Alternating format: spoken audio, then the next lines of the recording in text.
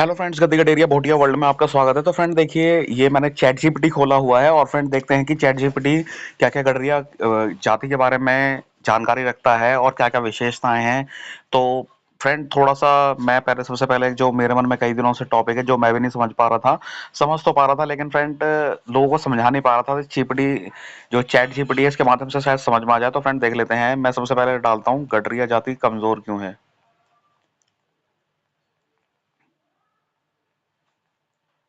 तो देखिए फ्रेंड, ये मैंने टाइप कर दिया है गडरिया जाति कमजोर क्यों है। तो देखते हैं फ्रेंड चैट जीपीटी जो एआई टूल है वो क्या जानकारी देता है। तो देखिए फ्रेंड, गडरिया जाति के कमजोर होने के कई सामाजिक, आर्थिक और ऐतिहासिक कारण हो सकते हैं। इनमें से कुछ प्रमुख कारण निम्नलिखित है। तो फ्रेंड पहला आता है शिक्षा की कमी। देखिए मैं अपनी वीडियो में कई बार बोल चुका हूँ कि जो गडरिया समाज है ये बहुत कम पढ़ा लिखा है। तो देख लेते हैं इसमें क्या क्या चीज दे रहा है। ये पारंपरिक रूप से गडरिया समुदाय पशुपालन और ऊन व्यापार से जुड़ा रहा है, जिससे औपचारिक शिक्षा को ज्यादा महत्व नहीं दिया गया। बिल्कुल सही बात।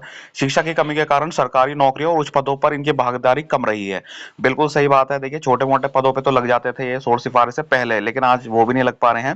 तो देखिए फ्रेंड, जो सरकारी नौकरियां आप जानते हैं कि जो सरकार होती है इसके आगे किसी की चलती नहीं है। तो ये सरकारी नौकरी में कम है, इसलिए इनका फ्रेंड क्या है, महत्व और ये सब कम है।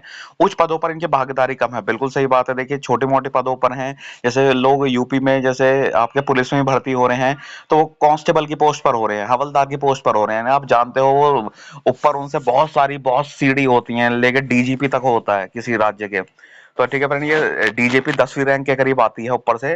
पहले सबसे पहले आपका हवलदार, कांस्टेबल, हेड कांस्टेबल, ठीक है, एएसआई, एसआई, इंस्पेक्टर।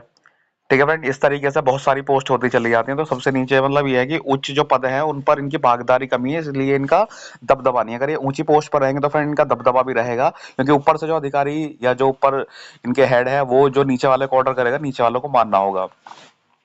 अब दूसरा देख लेते हैं आर्थिक अस्थिरता। पशुपालन और उनका व्यवसाय पहले बहुत फायदेमंद था, बिल्कुल सही बात है, लेकिन आधुनिकता और उद्योग के बढ़ने के साथ इसमें गिरावट आई है। बिल्कुल सही बात है। इसलिए घट रही है कि आज की तारीख में जो है वो आर्थिक स्थिति कमजोर है। बड़े व्यापारी और उद्योगपति इस क्षेत्र में आगे बढ़े, जिससे पारंपरिक गठरिया व्यवसाय कमजोर पड़ गया। बिल्कुल सही बात बोली है इन्होंने। अब उसके बाद देखते हैं। देखिए फ्रेंड, जो ये भी पॉइंट देखिए कितना अच्छा है पॉइंट, ये भी मैं अपनी कई वीडियो में बता चुका हूं। थर्ड, भूमिहीनता और संसाधनों की कमी। देखिए कई गठरिया परिवारों के पास अपनी जमीन नहीं होती, जिससे वे खेती या अन्य स्थायी व्यवसायों में पिछड़ जाते हैं। बिल्कुल सही बात है। बिना स्थायी जीवन के वे असंगठित मजदूरी और छोटे मोटे काम करने पर मजबूत होते हैं। बिल्कुल सही बात बोली है इन्होंने। देखिए फ्रेंड, यही रीजन है जो मैं आपको नहीं समझा पा रहा था, हो सकता है आप इस चैट जीपीटी के माध्यम से समझ सकें। सामाजिक भेदभाव। ऐतिहासिक रूप से भारतीय समाज में जाति व्यवस्था के कारण कुछ समुदाय को मुख्य धारा से अलग रखा गया। बिल्कुल सही बात है। इसमें गठरिया समुदाय की भी सामाजिक, शैक्षणिक और राजनीतिक रूप से कम अवसर मिले। बिल्कुल सही बात है। सामाजिक रूप से भी कम अवसर मिले हैं, शैक्षणिक रूप से भी कम मिले हैं और राजनीतिक रूप से भी इनको कम अवसर मिले हैं। अब पांचवा पॉइंट है राजनीतिक प्रतिनिधित्व की कमी। अन्य जातों की तुलना में गठरिया समाज का राजनीतिक प्रतिनिधित्व कमजोर रहा, जिससे नीतियों और सरकारी योजनाओं में उनकी आवाज कम रही। बिल्कुल सही बात है। राजनीति इनको देखिए नहीं मिल पाया। देखिए राजनीतिक मिलेगा वो कैसे, जनसंख्या इनकी कम है। ठीक है। उसका देखिए आधुनिकीकरण और शहरीकरण का प्रभाव। आधुनिक तकनीक और औद्योगिकरण के कारण पारंपरिक पशुपालन व्यवसाय धीरे धीरे कमजोर हो रहा है, कम हो रहा है। युवा पीढ़ी के पास नए अवसर कम है। बिल्कुल सही बात है। जिससे वे अस्थायी नौकरियां या मजदूरी की ओर बढ़ रहे हैं। बिल्कुल सही बात है। ये बिल्कुल फैक्ट की बात बोली है। देखिए जो मेरी वीडियो को देख रहे हैं लंबे समय से उनको पता चल गया होगा। अब देखिए समाधान और उपाय देख लेते हैं। शिक्षा को बढ़ावा देना। गठरिया समाज में शिक्षा की पहुंच बढ़ाकर आर्थिक और सामाजिक स्थिति सुधारी जा सकती है। बिल्कुल सही बात बोला है।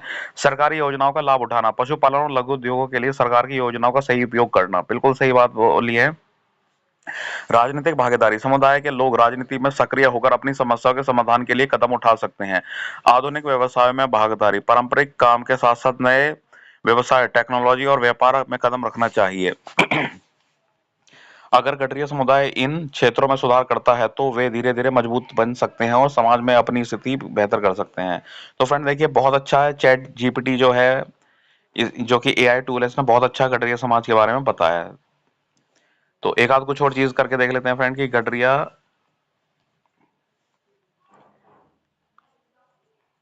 समुदाय या गठरिया समाज ही देख लेते हैं। चलो गठरिया डाल के देख लेते हैं क्या निकल कर आता है। गठरिया बिहार,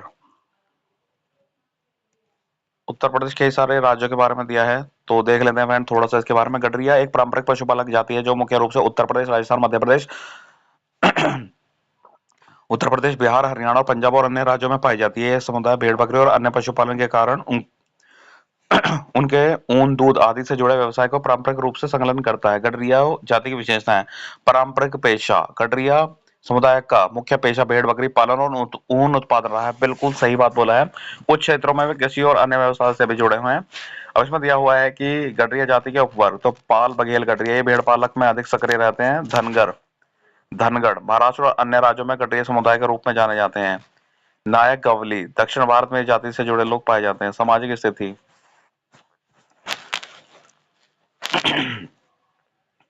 राजनीतिक और आर्थिक स्थिति। शिक्षा और आधुनिक व्यवसाय में धीरे धीरे इनकी भागीदारी बढ़ रही है। सही है।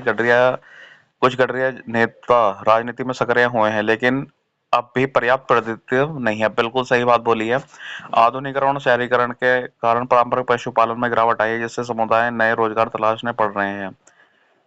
उन्नति के लिए कुछ सुझाव। शिक्षा पर जोर, सरकारी योजनाओं का लाभ, आधुनिक व्यवसाय में भागीदारी, सामाजिक एकता। तो फ्रेंड ये सारी चीज दी हुई है, बहुत अच्छा दिया हुआ है। तो thank you friend, thank you very much.